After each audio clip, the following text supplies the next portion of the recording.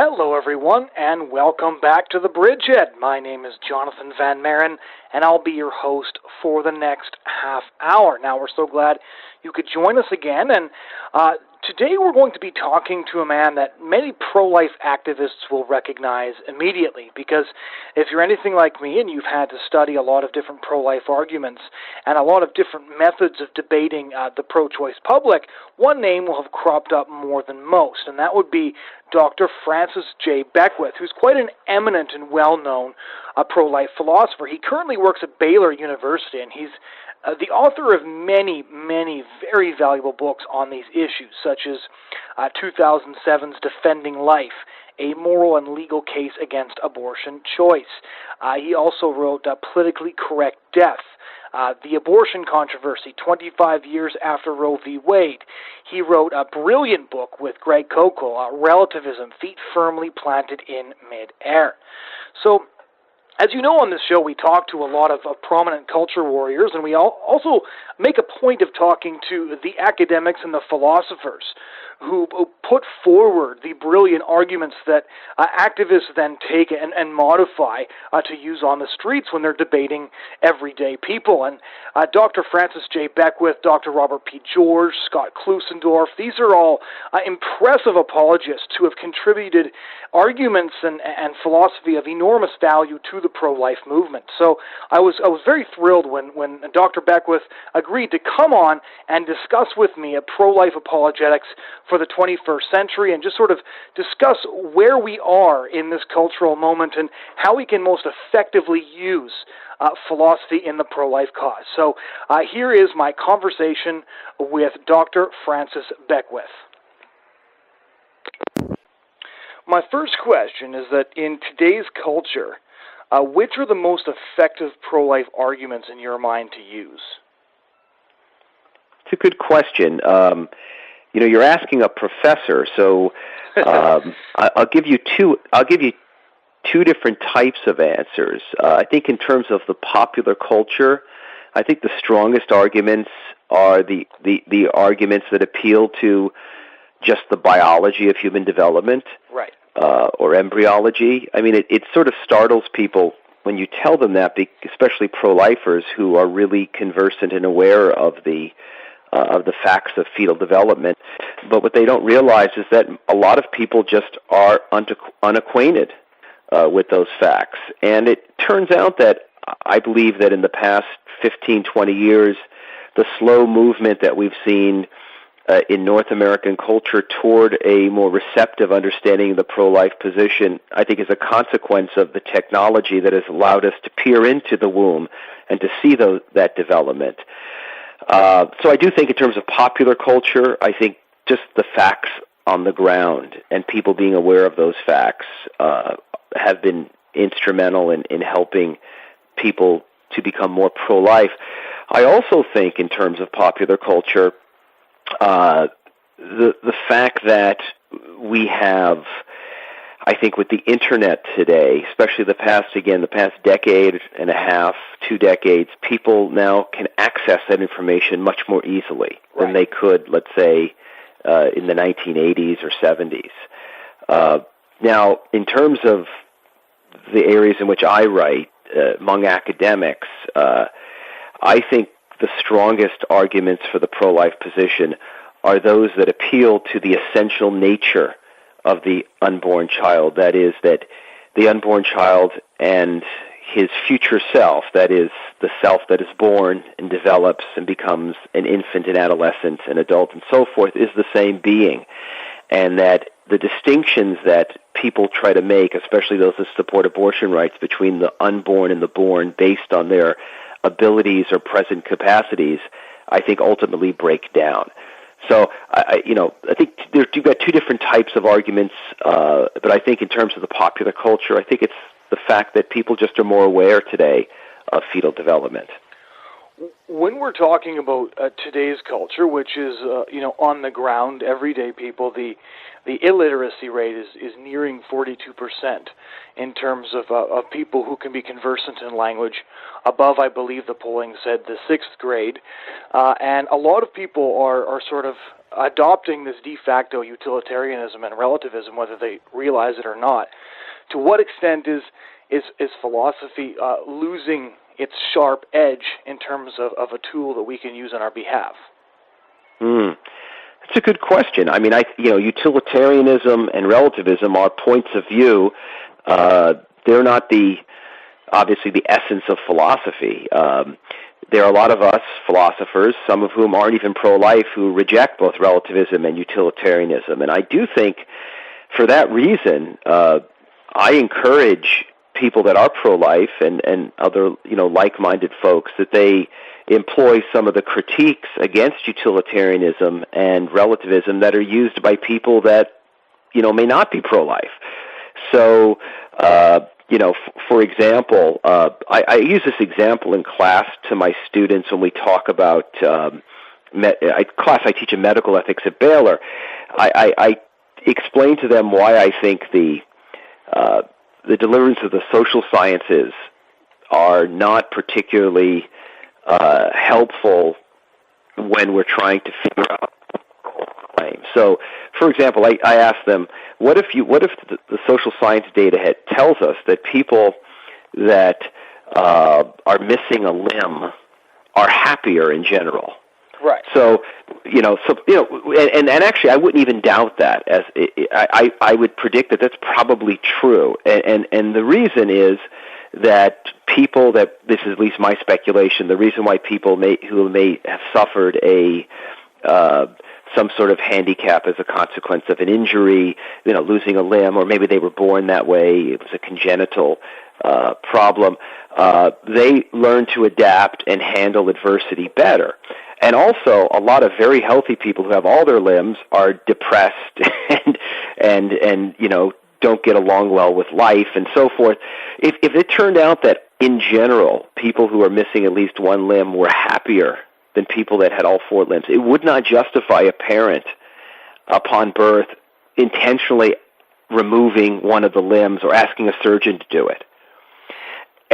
And my students kind of giggle about this, and I say, look, the limits here, the problem is that what you're doing is by relying on that kind of utilitarian calculus, like in general people are happier, blah blah blah, even if they suffered this sort of injury, is that you're totally ignoring what is it that perfects the human being and makes him or her a whole person, in the sense that our parts are in fact important aspects of ourselves that, if functioning properly, are part of our perfection, or perfection as it's a technical philosophical term. It just means our wholeness.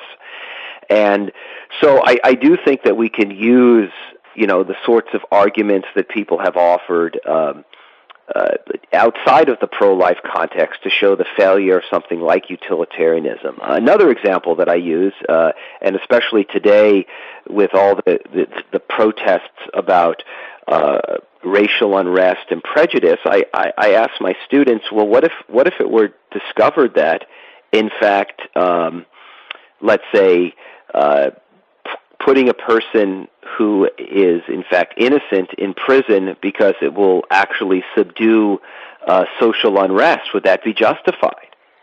And of course they all say no, it wouldn't be justified at all. And I say, well, wait a second. For the arguments that we've been talking about for abortion, you use utilitarian arguments all the time. Why isn't it okay to put an innocent person in prison if, right, in fact, it would lead to, supposedly the greater good for the greater number? And so they begin to understand that there are, in fact, fundamental truths of morality that we shouldn't compromise, even if it turns out that, in the short run, we would be, quote unquote, better off. What do you do in a culture that doesn't understand terms that you're using like morality? And it's interesting that you brought up the example of amputating a healthy person's limbs. There was an article here in Canada in the National Post a little while ago about the, quote, trans-abled community. This is people who who feel like they want to get rid of one of their limbs. They have a strong desire to do it. They are comparing their sort of a struggle for acceptance as they want to be with the transgender community. And the newspaper article could not, or the columnist who was writing this, I should say, could not come up with a single coherent argument against what they were asking for, although he felt profoundly uncomfortable with it because he had already accepted, of course, the premises of the transgender community, and he'd already accepted the premises of some people that said, I can use physical surgery to turn myself into the person I want to be. And once he'd accepted those premises, he realized that regardless of how profoundly uncomfortable he was with the next logical step in that direction, he was left unable to actually rebut any of the requests that they were making. So what would you say to that? Yeah, it's very difficult as the culture becomes or shifts in a particular direction. It is very difficult, especially when people accept, as you use the term premises, that they don't feel that they should reject. So I think the one thing that we have to realize about ethics or morality is that it's not like mathematics. It's not something that we can sort of point towards and sort of show in a deductive manner how in fact we draw a particular conclusion. Morality is deeply embedded in culture, which means that when we have these deep disagreements, there is no silver bullet. There is no magic pill. You can't simply through, let's say, one particular type of quick argument, refute someone's entire worldview. I think what you have to do, you almost have to be Socratic about it. That is, so the person that says, that they have these, feelings or a sense that they are that one of their limbs or all of them are sort of alien and not part of themselves. My question, and I would raise this, if, for example, in the classroom, I would ask the student, let's say, who defended this, on what grounds could you say that any subjective sense of oneself is mistaken? Right. In other words, to throw it back on them and to raise the question of, supposing, and I would use, let's say, issues that are of a particular concern to my students, like something like racism or discrimination against homosexuals. Well, what if people had this sense of themselves that they simply can't unthink? On what grounds could you say they're mistaken? So the problem is, I think the way that we can sort of unravel this is first to sort of come up with counterexamples to sort of draw people out. But at the end of the day, I mean, there's really no look. People will in fact hold to views, regardless of the counterexamples, because as you point out in the writer you mentioned, he understands the power of the counterexamples, but in order to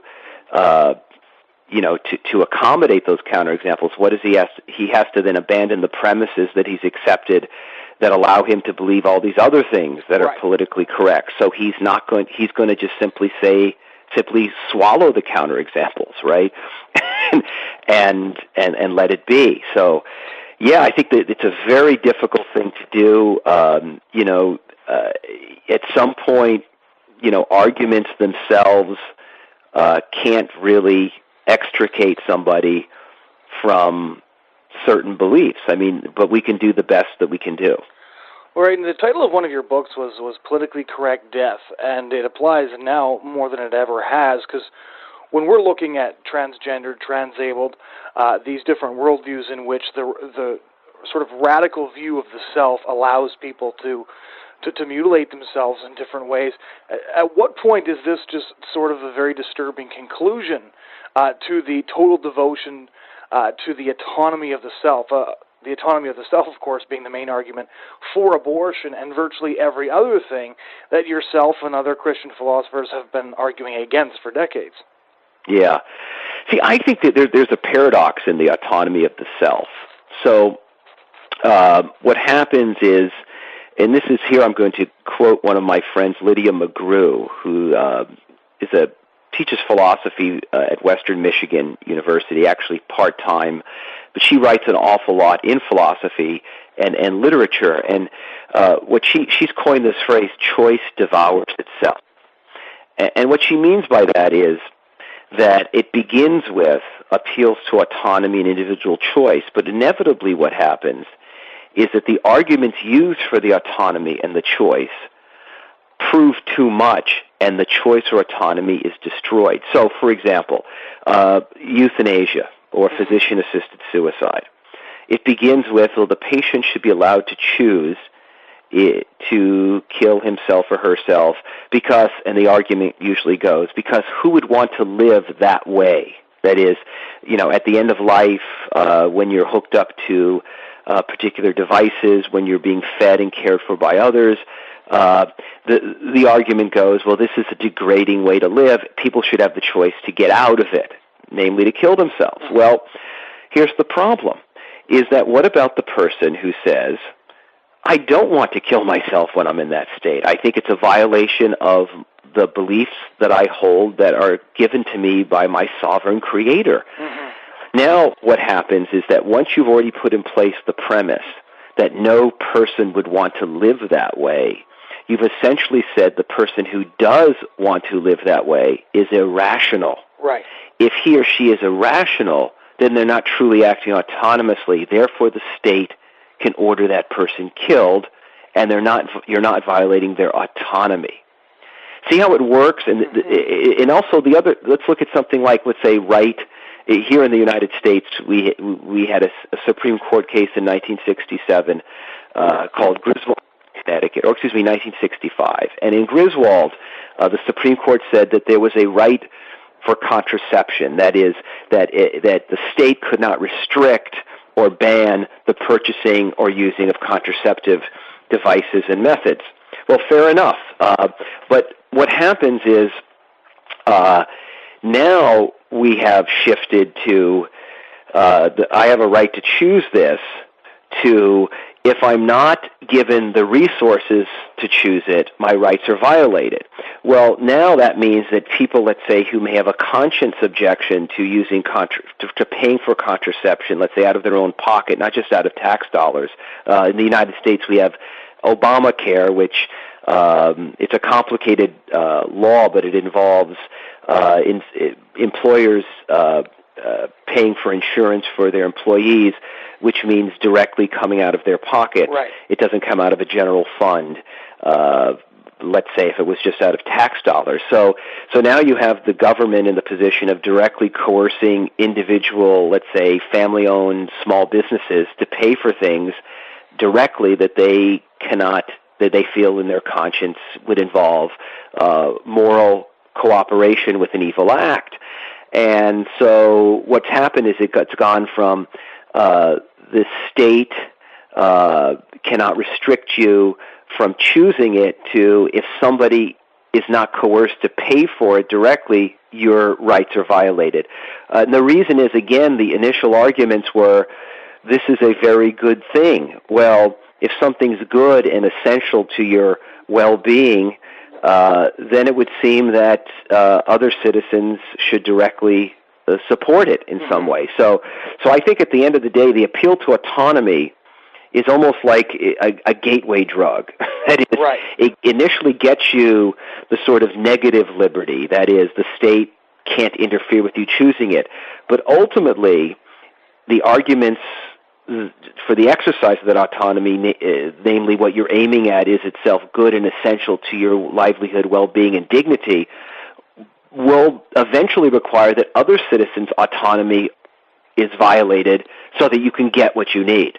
Right. And so ultimately the autonomy argument, as I said, sort of is a gateway drug, but it can't be sustained I think in the way in which it's presented today. In your years of dealing with pro-choice philosophers and pro-choice arguments, which are the ones that you did find the most dangerous and the most convincing? I think the most interesting arguments. There's an argument by Judith Jarvis Thompson in which she concedes that the fetus is a person, but she says abortion is still justified. And she uses several different illustrations in order to make her point. One of her illustrations is this argument. It's called the argument from the unconscious violinist, and it goes something like this: you attend a society of music lovers party. You don't realize it, but you were actually invited because you have the right type of kidney that could be used by this world-class violinist who only needs to be hooked up to you for 9 months. The question that Thompson raises is, do you have a right to unplug yourself from the violinist even if it results in the violinist's death? And she says, yes, of course you do. Therefore, it's really not relevant whether the violinist or the fetus is a person. No one has a right to use your body against your will. I find that to be an argument that does have a little weight to it. I think there are several problems with it. One problem, I think, is that I actually don't think she really concedes the pro-life view of personhood. And that sounds kind of odd because she actually says, right, I'm assuming it's a person. But I think she's assuming a particular view of personhood, namely that each of us is sort of an isolated self with no natural obligations to those closest to us. So, for example, most people would say that parents have an obligation to their children that differs from the obligations they may have to strangers' children. Or I have an obligation to my aged parents to at least provide some care for them, even if I didn't ask to be born. That is, a consent's not relevant to my obligations. And that view of the person is one that is deeply embedded, obviously, in the biblical tradition, but it's also found across cultures. People have this kind of intuitive understanding that we have obligations to those closest to us for a variety of reasons, not the least of which is that our identity is connected to these people. So none of us, every one of us, in a sense, thinks of ourselves in terms of how we relate to parents, children, uncles, aunts, great-grandparents. We see ourselves as individuals in time connected to other individuals, family members and so forth. And so I do think that Thompson's account of the human person is artificial and not real. Right. Also, I think she ignores the fact that I actually think that she assumes mistakenly that the only obligations we have are the ones we choose. And I think there are a variety of reasons to reject that. Well, and this is sort of interesting to me because there have been pro-life and pro-choice arguments being made for decades now in academia, and there have been people like yourself and Dr. Robert P. George and a handful of others who have made very good pro-life arguments. To what extent has the academic community remained hostile to that line of debate? Yeah, I think it's less hostile than it was 30 years ago. Now, it's not saying that people have that there's been a kind of revival of or a kind of change of heart on the part of large segments of the academic community, but I do think that there are many. I do a lot of speaking at college campuses throughout the United States. In many cases, environments that would be ordinarily hostile to my point of view, and even though they are in most cases critical of what I'm saying, I have sensed less and less hostility over the past 15 years or so. And I think there's a couple of reasons for this. One, I just think, as I mentioned earlier, I think the general public has become much more receptive to the pro-life position, and the fact is that academics are still part of the general public. So there's that. There's also something, especially with liberalism. I think liberals can understand why someone would be pro-life.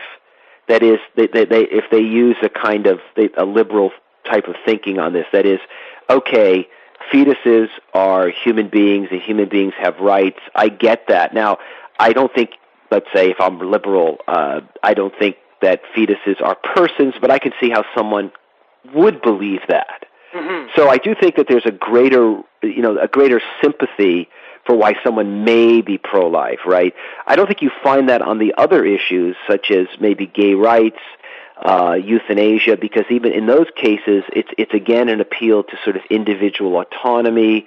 So I think the liberal can see why someone could see the fetus as one of those autonomous beings that deserves respect, even though they may disagree with it. So I do think that there isn't really a change of mind in the academy, although there's a greater receptivity, and also think that pro-lifers have, at least in the academic world, have come up with better arguments. Mm-hmm. You go back to the 70s, the biggest, probably the most predominant pro-life arguments were offered by John Noonan, a law professor and philosopher at UC Berkeley, and Baruch Brody, who's a professor at the Baylor College of Medicine. And those arguments were good, but I don't think they matched the sophistication of, let's say, a Michael Tooley or a Judith Jarvis Thompson. I think things have changed. I think pro-life arguments are just much more sophisticated, and I think, obviously I'm biased here, I think a lot better. Mm-hmm. But I think there has been a slight change in the academy. Well, that's a very interesting point, especially as you pointed out all these other social issues in which there seems to be a distinct rigidity on the other side, which leads me to the question, what do conservatives do in a culture when there's nothing left to conserve anymore? Well, I still think there is something left to conserve. It's interesting that no matter how badly I think a culture, let's say, decays, you can reach a point, obviously, in which it's so long gone there is nothing left to conserve. But I don't think we've reached that point yet. We still have large numbers of people who embrace more traditional views. We still have, our communities, our religious communities, and I do think we have to be concerned now about shoring up our religious communities. That, I'm Catholic. I teach at a Baptist university, and my institution is a wonderful institution. I'm talking about Baylor, mm-hmm. But I think it has to be prepared to protect what it is in fact conserved up until now. And I think for that reason, we have to be as wise as serpents and as gentle as doves. And that means we have to understand the legal landscape of whatever community or nation we belong to, what we can do and what we can't do. And that may mean, in some ways, maybe focusing more on our communities in terms of moral and intellectual formation,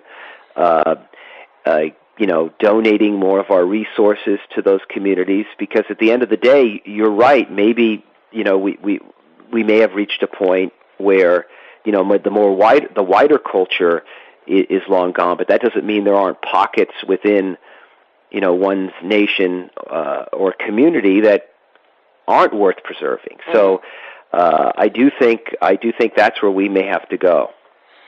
Well, Dr. Beckwith, thank you so much for taking the time. Oh, you're welcome. Thanks for having me.